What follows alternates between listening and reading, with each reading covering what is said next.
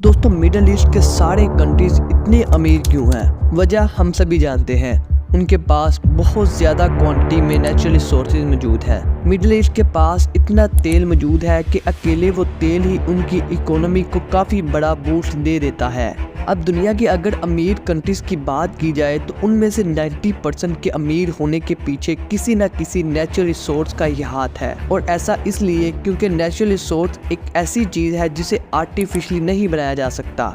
इसीलिए तो रशिया, जिसने इतनी ज़्यादा वॉर्स भी की हैं, वो भी आज एक स्टेबल इकोनॉमी है। क्यों?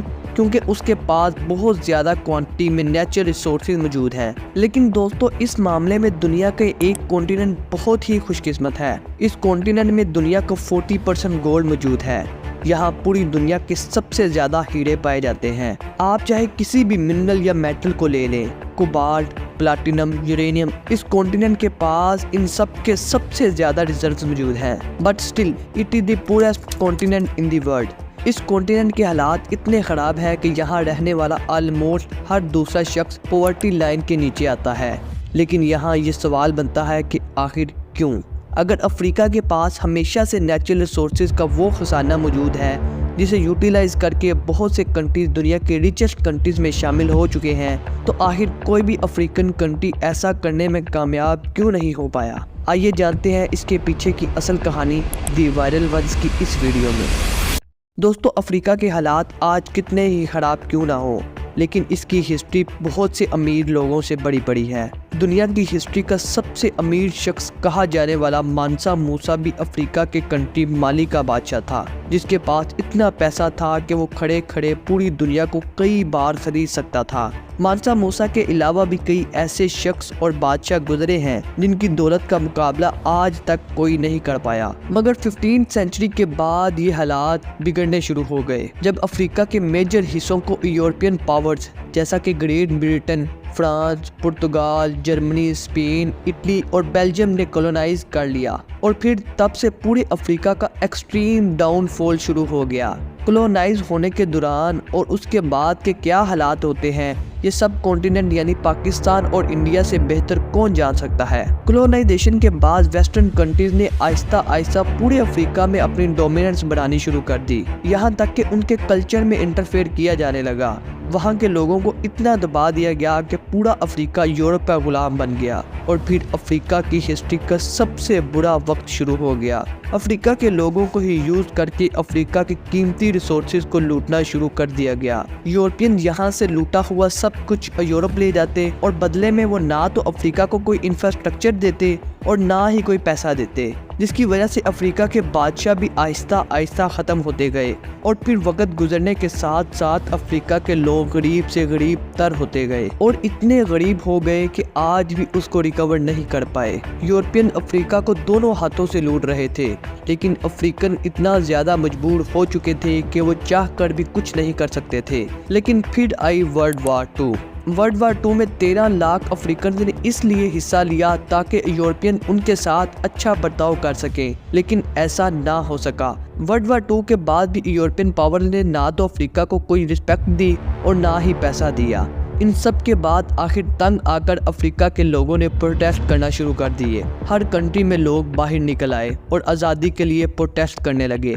ये प्रोटेस्ट इतने बड़े थे कि यूरोपियंस को भी इनके सामने सर झुकाना पड़ा। और आखिर वर्ल्ड वार 2 के बाद ऑलमोस्ट अफ्रीका के सारे देश आज़ाद हो गए। 1960 ये वो टाइम था जब अफ्रीका आज़ाद हो चुका था और उस टाइम भी अफ्रीका के पास इतने ज़्यादा नेचुरल रिसोर्सेज थे कि अगर वो उसे डेवलपमेंट के लिए यूटिलाइज कर लेते तो आज दुनिया के टॉप 10 रिचेस्ट कंट्रीज में से आधे अफ्रीकन कंट्रीज होते। मगर ऐसा क्यों नहीं हुआ? इसके लिए रिस्पॉन्सिबल लोग इस दफ़ा अफ्रीका के बाहर के नहीं बल्कि अफ्रीका के अंदर के लोग यानी खुद अफ्रीकन ही थे। ऐसी बहुत सी रीज़न थी जिसकी वजह से अफ्रीका ना चाहते हुए भी आज गरीब तरीन कॉन्टिनेंट है। सबसे पहली रीज़न पॉलिटिकल इंस्टेबिलिटी।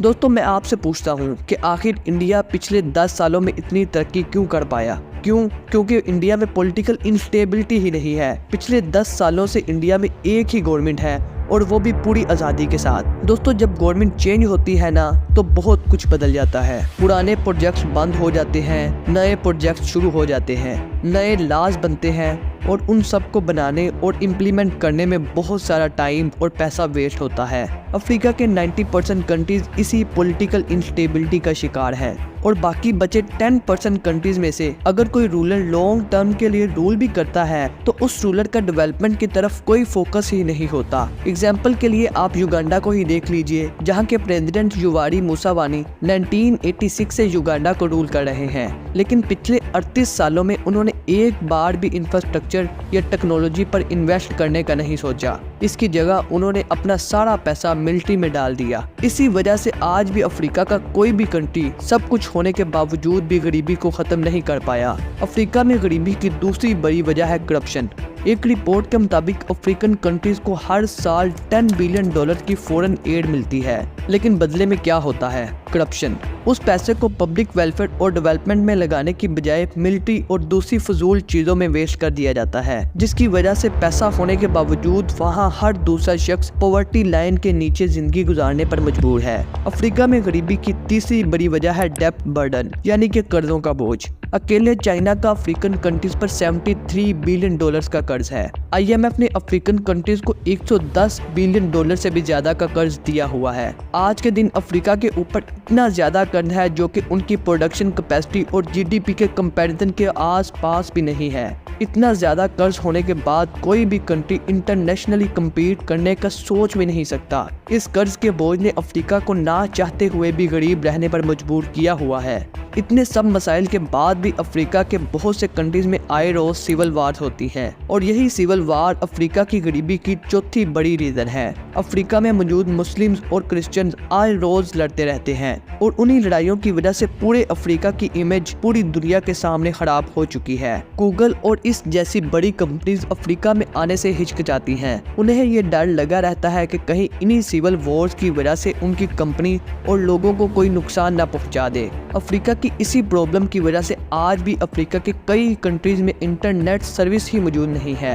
इन सब प्रॉब्लम्स के बाद आपको यही लग रहा होगा कि अफ्रीका हमेशा गरीब ही रहेगा, लेकिन दोस्तों अफ्रीका के कुछ कंट्रीज को अब अकल आना शुरू हो चुकी है, जैसा कि जिबूटी, जिसका डेवलपमेंट का ग्राफ हर साल के बाद ऊपर से ऊपर जा रहा है। और ऐसा ही अफ्रीका के हर कंट्रीज के साथ हो सकता है अगर वो आज से अपने नेचुरल रिसोर्सेज को सीरियसली यूटिलाइज करने लग जाएं। बहरहाल दोस्तों, ये थी हमारी आज की इन्फॉर्मेटिव वीडियो। उम्मीद है हमेशा की तरह ये वीडियो भी आपको पसंद आई होगी। अगर आप मजीद ऐसी इन्फॉर्मेटिव वीडियोस देखना चाहते हैं तो हमारे चैनल दी वायरल वंस को सब्सक्राइब कर लें। मिलते हैं नेक्स्ट वीडियो में, तब तक अपना ख्याल रखिए। अल्लाह हाफिज़।